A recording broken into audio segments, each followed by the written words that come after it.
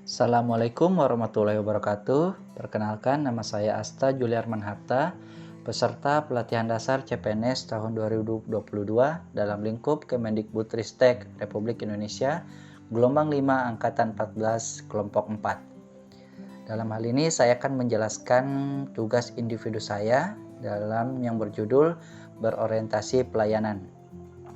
Kita tahu berorientasi pelayanan merupakan salah satu nilai core values sebagai seorang ASN dari kata berakhlak. Dalam hal ini, saya akan fokus membahas bagaimana tentang berorientasi pelayanan.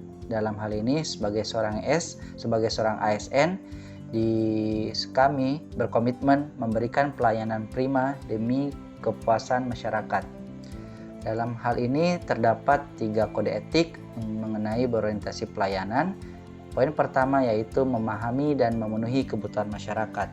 Dalam hal ini kita perlu memahami dan memenuhi terkait kritikan-kritikan serta keluhan-keluhan dari masyarakat.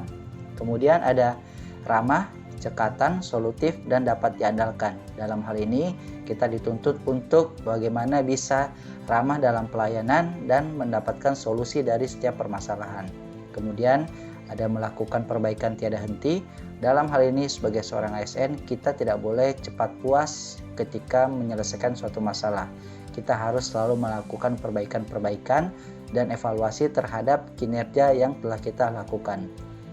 Kemudian terdapat prinsip dalam pelayanan publik yang harus kita pegang dalam sebagai seorang ASN. Yang pertama, ada partisipatif. Dalam hal ini melibatkan bagaimana masyarakat merencanakan, melaksanakan, dan mengevaluasi dalam suatu pelayanan publik. Kemudian ada transparan.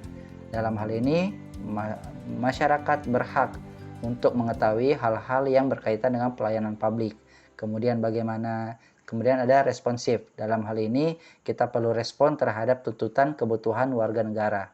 Kemudian terdapat poin tidak diskriminatif. Dalam hal ini pelayanan publik yang diselenggarakan oleh pemerintah tidak boleh dibedakan antara satu dengan yang lainnya, dengan satu warga dengan yang satu warga lainnya.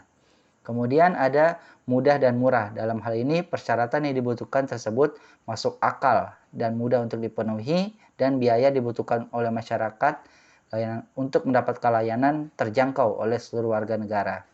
Kemudian efektif dan efisien. Dalam hal ini penyelenggaraan pelayanan publik harus mampu mewujudkan tujuan-tujuan yang hendak dicapainya. Kemudian ada aksesibel. Pemerintah